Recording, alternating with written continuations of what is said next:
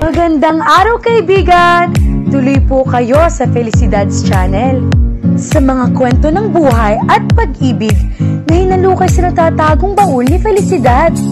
Pero bago po tayo magpatuloy, huwag niyo pong kalilimutan na i-like ang video, i-subscribe ang channel, at i-click ang notification bell para lagi kayong updated sa mga parating pa na upload.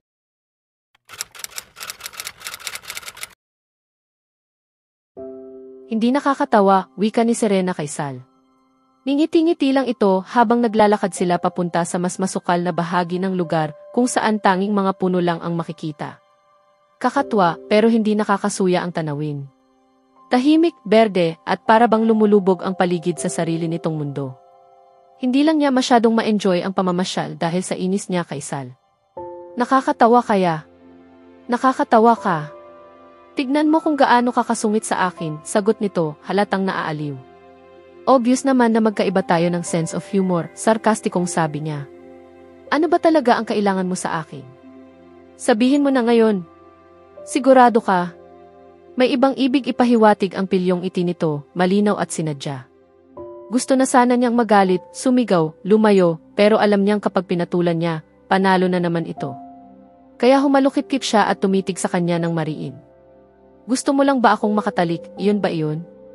Tanong niya rito. Paumanhin pero wala na. Sinabi ko na sa'yo, ang nangyari noon, wala iyon sa akin. Casual lang iyon. Pero andyan pa rin ang chemistry, Serena. Andyan pa rin yung koneksyon. Huwag mong itanggi. Ano bang sinusubukan mong gawin, ha? Halos bulyawan na niya ito. Hindi pala niya kayang panatilihing kalmado ang sarili kapag ito na ang sangkot. Hindi obra ang una niyang plano na huwag magpakita rito ng galit. Mahirap gawin iyon lalo na at wala itong ginawa kundi pikunin siya. Ang sinasabi ko lang, may namamagitan pa rin sa atin. Bakit hindi na lang natin hayaan to?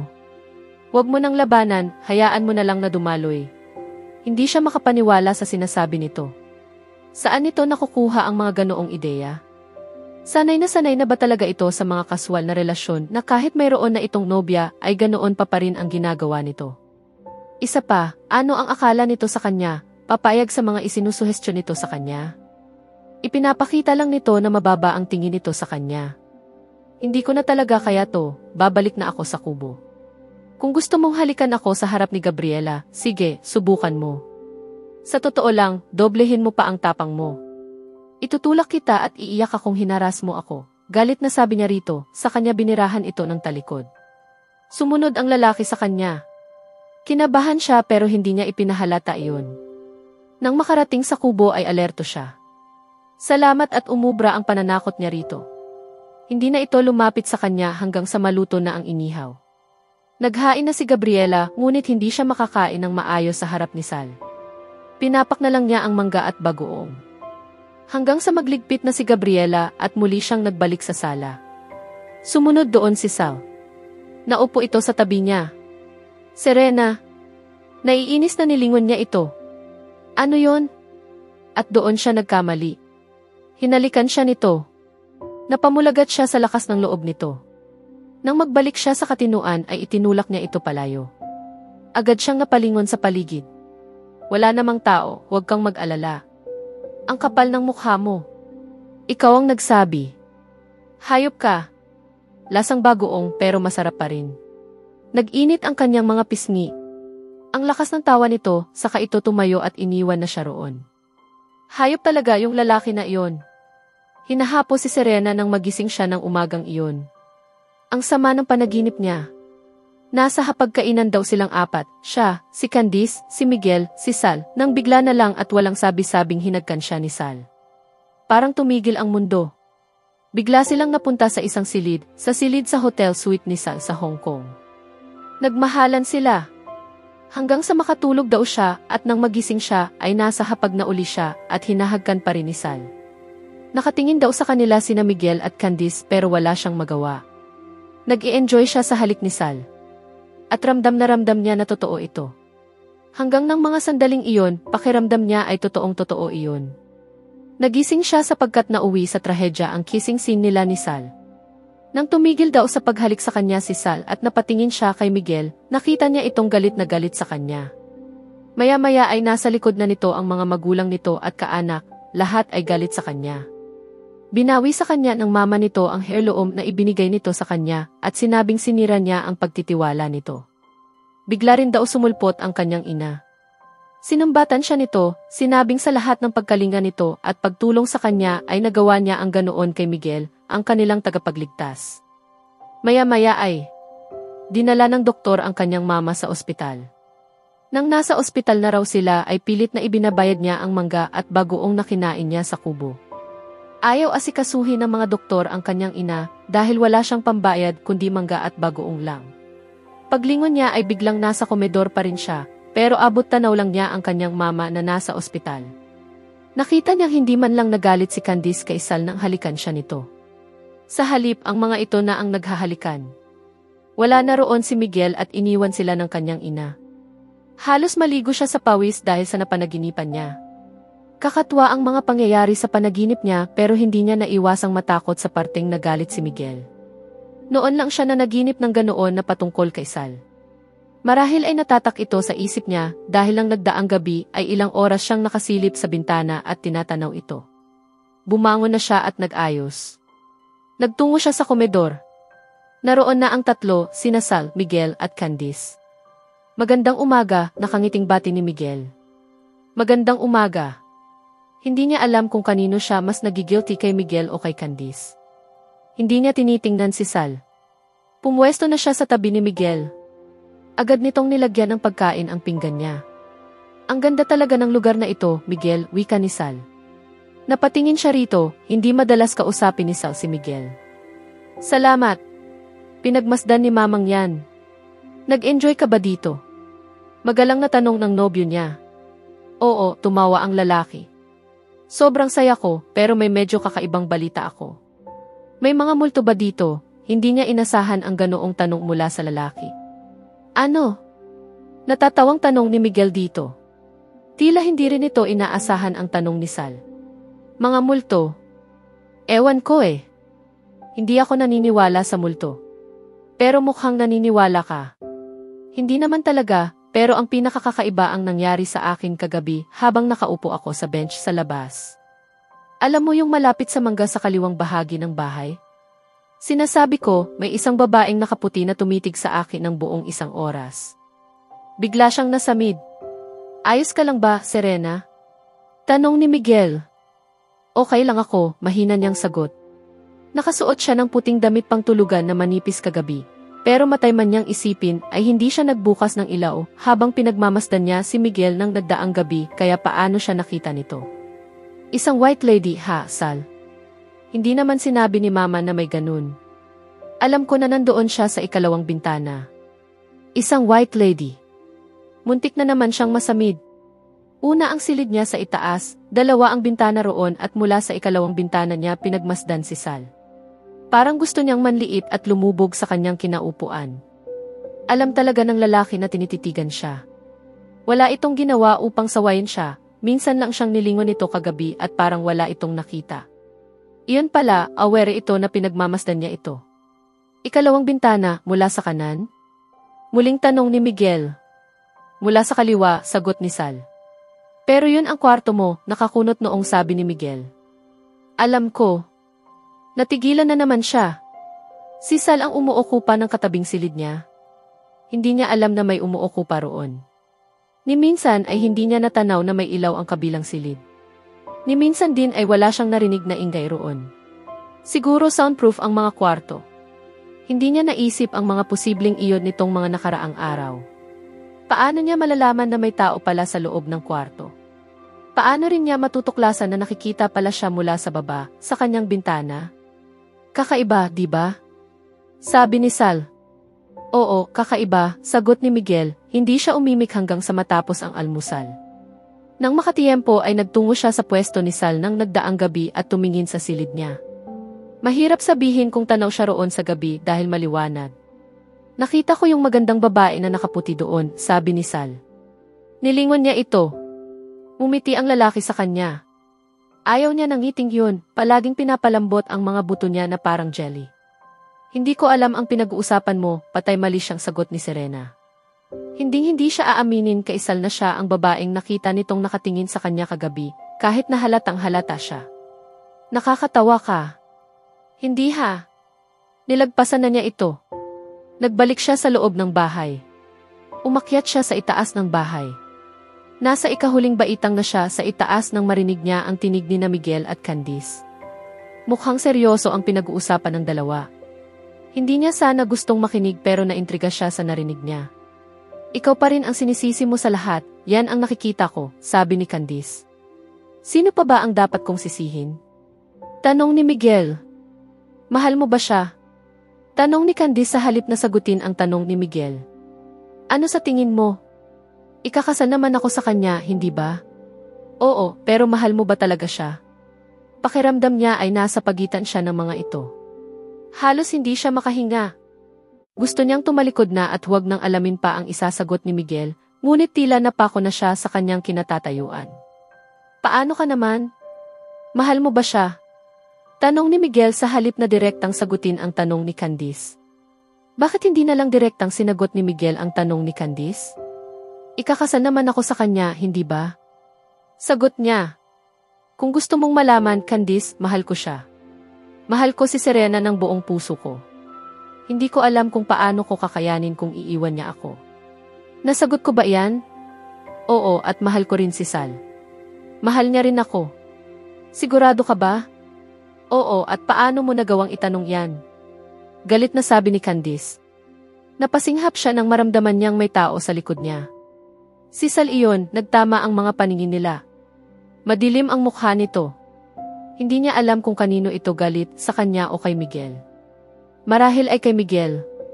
Siya man siguro ang nasa katayuan nito, magagalit siya kapag narinig ang ganoong tanong mula kay Miguel, hindi na kailangan iyon. Nilagpasan siya nito at lumapit kina Candice at Miguel. Sumunod siya. Nagpalitan sila ng patay mali siyang tingin. Hinalikan ni Sal ang pisngi ni Candice. Iniiwasan niya ang tingin niya. Hindi niya maintindihan kung bakit hindi niya magawang titigan si Sal. Hinalik ni Miguel ang noo niya at pinisil ang palad niya. Ayos ka lang ba? Oo, naman. Halika. Hindi na niya nilingon sina Sal at Candice. Sumama siya kay Miguel. Nagtungo sila sa silid nito. Isa sa mga bagay na gusto niya rito, kahit magtungo sila sa silid nito o magtungo ito sa silid niya, ay nakakasiguro siyang walang nakakailang na sitwasyon na mangyayari. Pero hindi rin niya maiwasang magtaka kung bakit hindi niya makitaan ito kahit kaunting mali siya. Siguro, ganon talaga ang pagkatao niya. Mahirap mang paniwalaan iyon pero ano pa ba ang ibang maaaring isipin niya? Natitiyak niyang lalaki si Miguel. Marahil natural lang na konserbatibo ito. Ngunit ng mga sandaling iyon ay nagsusolo sila sa isang silid. Wala na itong magiging dahilan para hindi maging mainit sa kanya sa pisikal na paraan. Malayo sila sa kanyang ina at sa mga nagdudulot ng tensyon sa buhay niya, gaya ng trabaho niya at pinansyal na pangangailangan. Ngunit kung sakali man na magtangka itong may mangyari sa kanila, aminado siyang hindi niya alam ang gagawin. Sa tingin niya ay hindi pa siya handa sa ganoong bagay. Medyo mali at nakonsensya siya dahil doon. Ganoon ang nararamdaman niya sa mapapangasawa niya samantalang kay Sal. Isang hawak lang, isang ngiti, ay parang nanlalambot na ang kanyang mga buto at handa siyang ibigay rito ang lahat. Marahil ay may kinalaman iyon sa kaisipan ng isang tao. May natural na pagkahalina sa tao ang mga bagay na bawal at hindi dapat gawin. Ayos ka lang ba? Tanong niya rito nang mapansin niyang tila lutang ang isip nito. Okay lang ako. Marami lang talaga akong kailangang asikasuhin dito. Pasensya ka na kung hindi kita masyadong naipapasyal, sagot nito. Hinimas nito ang sentido, saka nahiga sa kama. Gusto mo ng masahe? Alok niya. Sige, oo naman. Pumwesto siya sa ulunan ng kama at minasahe ang sentido nito. Mahusay siyang magmasahe. Tinuruan siya noon ni Teodoro. Maya-maya ay inabot ng lalaki ang kanyang kamay at hinadkan iyon. Umiba ito ng pwesto at kinubabawan siya nito. Napakunot, noo siya. Tila may mangyayari na sa kanilang dalawa. Hinagkan nito ang kanyang mga labi, parang nanunudyo at panakanaka lang. Bigla siyang kinabahan. Miguel, anong ginagawa mo? Ang matagal na nating dapat ginawa, Serena. Naparalisa siya. Sinasabi ng katawan niya na itulak ito, pero idinidikta ng isip niya na kabaliwan kung gagawin niya iyon.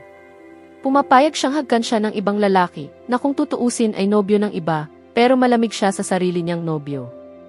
Marahil ay nabibigla lang siya sa nangyayari. Alam niyang kahit paano ay may nararamdaman siyang pagmamahal para kay Miguel. Kung hindi ay hindi tatagal ang relasyon nila.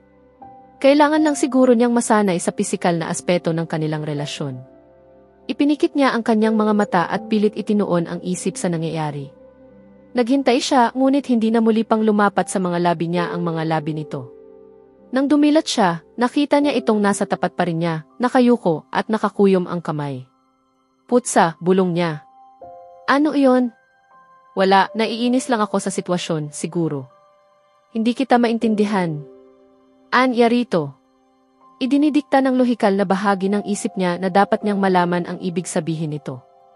Pero kung magpapakatotoo siya sa sarili, aaminin niyang malaki ang naramdaman niyang relief na hindi natuloy ang kung anumang sinimulan nito. Daig pa niya ang naalisan ng tinik sa lalamunan. Nag-aalala siya kung paano niya ito patitigilin kung sakali. Pinakamasamang maaaring mangyari, itutulak niya ito palayo at tiyak na tatanungin siya kung bakit. Hindi niya alam kung ano ang isasagot niya kapag dumating sa ganoon. Gusto kong maging espesyal to, sobrang espesyal.